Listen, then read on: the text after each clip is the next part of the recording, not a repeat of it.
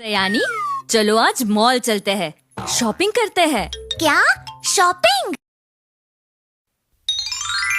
मेहनती पापा। सयानी बहुत खर्चीली थी। उसकी माँ उसे बहुत समझाती थी पर वो मानती ही नहीं थी। सयानी, ये सही नहीं है। तुम कितना फिजूल खर्ची करती हो।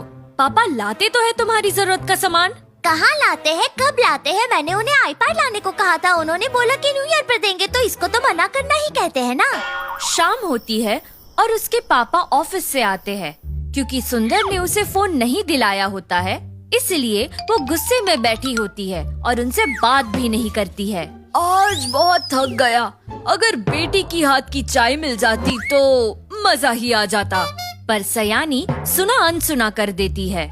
पापा थक कैसे जाते हैं? कार से आना, कार से जाना और बस सीट पर बैठकर लोगों पर हुक्म चलाना, यही तो करते हैं ऑफिस में। अगले दिन जब सयानी उठती है, उसके पापा ऑफिस जा चुके होते हैं। मम्मी, पापा चले गए? हाँ।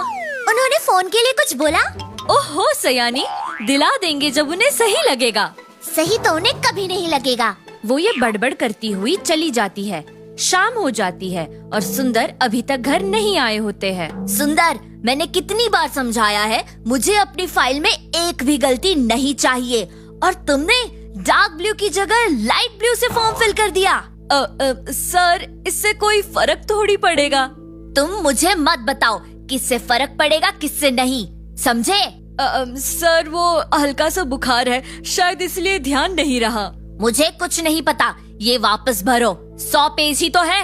सुंदर का बॉस उसकी एक नहीं सुनता। घर पर आज ज्यादा ही देर हो गई तेरे पापा को। अरे आ जाएंगे, कुर्सी पर ही तो बैठे होंगे। क्या क्या कहा तूने?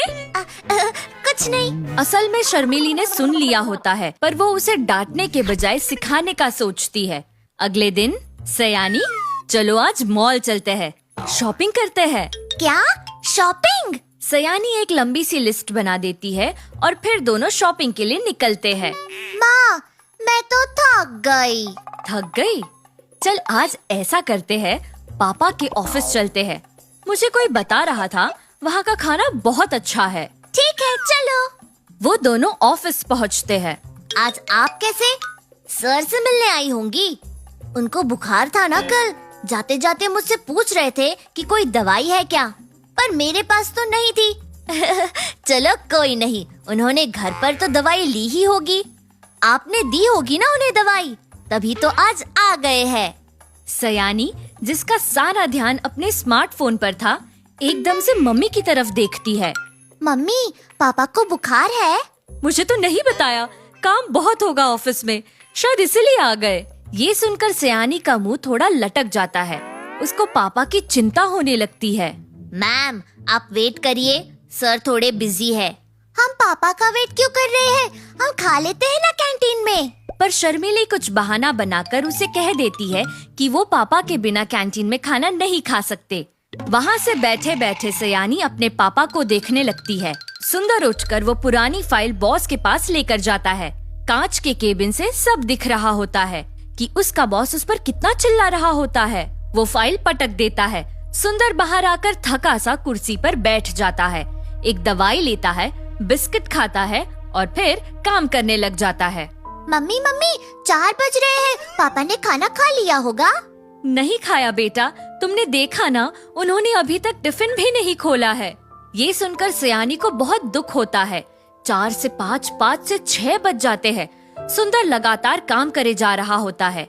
शर्मिली की नजर लगातार सयानी पर होती है। वो ये देखना चाह रही होती है कि जिस मकसद से वो उसे उसके पापा के ऑफिस लाई थी, वो पूरा हुआ भी या नहीं। तो चलो ऐसा करते हैं, हम खा लेते हैं। 7 बजने वाले हैं। पापा को छोड़ो, उनकी वजह से हम थोड़ी भूखे बैठेंगे। वो इस तरह से जानबूझकर बोलती है। नहीं मम्मी, मैं पापा के साथ ही खाऊंगी। बीमार होने के बाद भी वो सुबह से कितना काम कर रहे हैं, उन्होंने खाना भी नहीं खाया। पैसा बहुत मेहनत से कमाया जाता है बेटा, पापा सारा दिन बहुत मेहनत करते हैं। शर्मिली एक आखिरी बार सयानी को और चेक करती है। चल तो ऐसा करते हैं, थोड़ी शॉपिंग और कर लेते हैं। वो एक 5,000 का पर्स लेना था ना तुझे? नहीं मम्मी, अभी नहीं चाहिए मुझे। अपने पापा को इतनी मेहनत करता देख सयानी को अपनी फिजूल खर्ची का एहसास हो चुका था। अब वो दोनों बस सुंदर का इंतजार कर रहे होते हैं।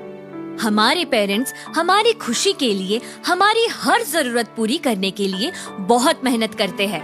हमें उनकी मेहनत की वैल्यू करनी चाहिए और पैसों को सोच समझकर खर्च करना चाहिए।